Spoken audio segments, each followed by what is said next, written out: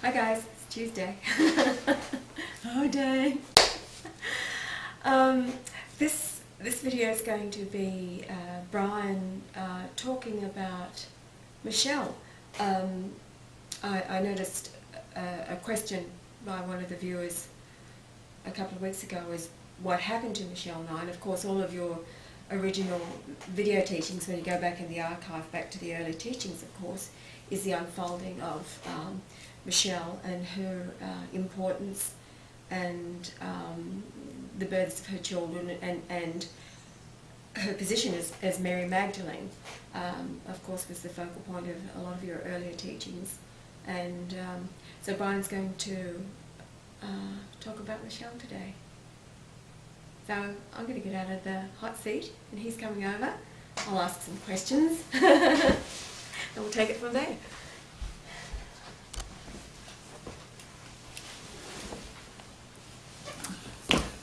Okay, that is the hot seat, you realise that? The hot seat? The hot seat, yeah. Right. And you look gorgeous today. All right, okay. The question was, whatever happened to Michelle Nye? Well, Michelle and I are still down at Nell Street. I don't advise any man to have two wives. However, it is prophecy. This has to be. Michelle is Mary Magdalene, but today, how she is the same as she was then, as Janelle is today, as she was when she was Martha. We have two distinct personalities and two religious conflicts. Michelle was raised by a woman that is dead now. She lived at 66 Main Road, Eltham, so that should give you an indication of the type of person she was. She was a violin teacher, admired by everybody, and treated Michelle like she was a piece of crap. She was cruel and sadistic, a psychopath from my observation and what I've heard about her. And when Michelle married her first husband, they were engaged for a long period of time and then finally married. And it was only in the days leading up to the marriage ceremony that Michelle actually found out what his surname was. And how long had they been together at that time? Well, years. It's amazing. Now, he was dominated by his father, who was a psychopath. And for example, if they went away on holiday, which they did on his long service leave, he went away for 3 months, and he had every detail of every day planned for 3 months in advance. That's the kind of pedantic fool the man is, and cruelty towards Michelle, till finally she left and remarried another fellow who was equally as cruel and actually physical abuse. When I met Michelle, it was out of odd circumstances. I met her precisely 8 years to the day after I left to go to Canada. This is in 1997, on May the 11th, on Mother's Day, I think it was. And she was dancing, a very good ballroom dancer, and she was dancing at a place called Rembrandt's. Now, I had painted a painting called The Man with the Golden Helmet of Rembrandt's, and that was in 1977 in Canada on October the 31st. No, that was July 31st. I'm sorry, July. Yes, you're right. We just looked at the picture here.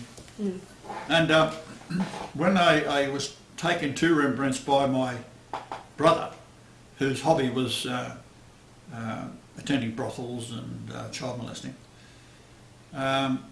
this is the paradigm that I was born into, because it is the Job prophecy. The Job prophecy is to say that if you're a commander in an army, you don't give your private something to do that you wouldn't do yourself. And the same applies for all the prophets.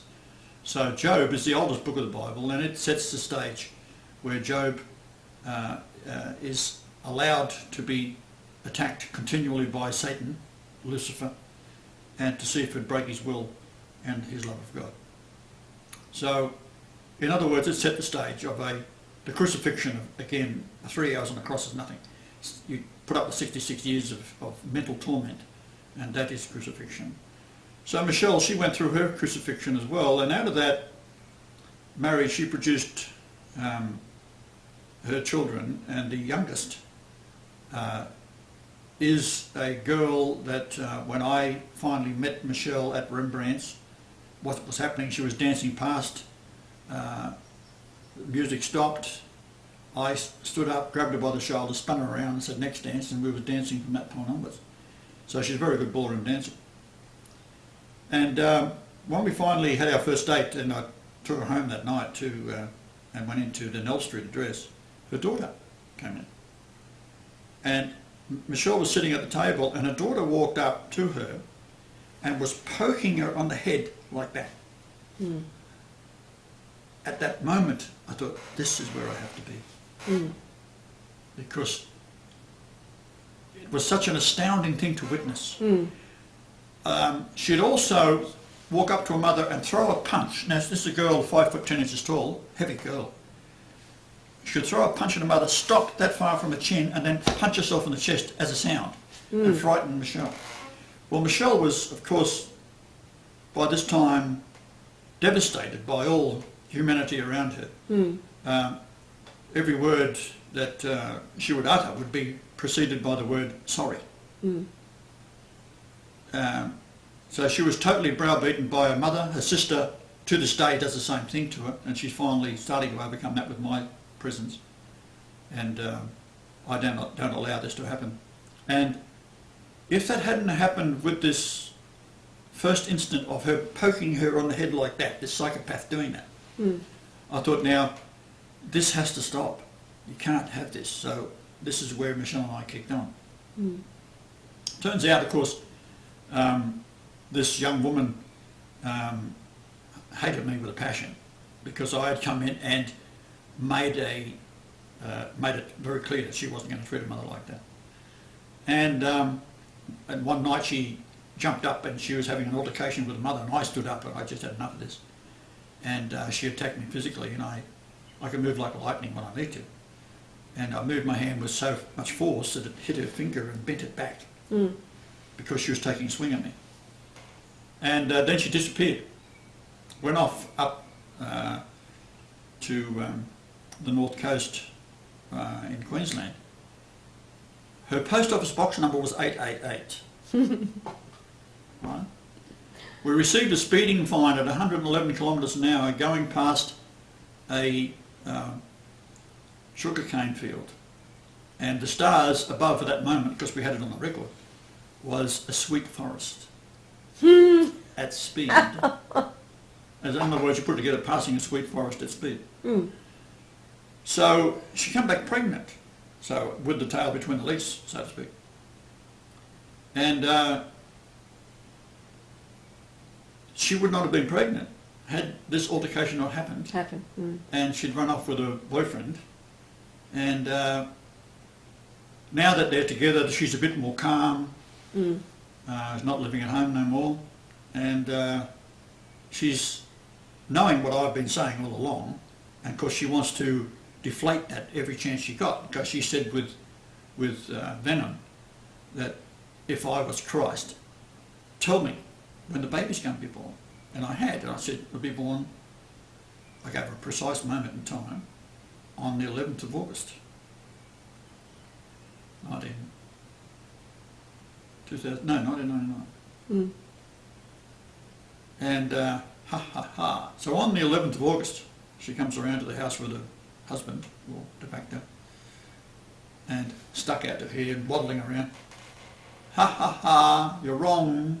She got in the car and drove off to St Andrews, and the water broke at the end of the street, and the baby was born precisely at the moment I said she would be born. Now that baby is my mother, Mary. Now, as Janelle will tell you, I don't prompt anyone to come forth with information. I just waited till the baby herself, as she could speak when she was older. And I looked after the baby 2-3 times a week sometimes. So I was there to make sure this baby was going to be raised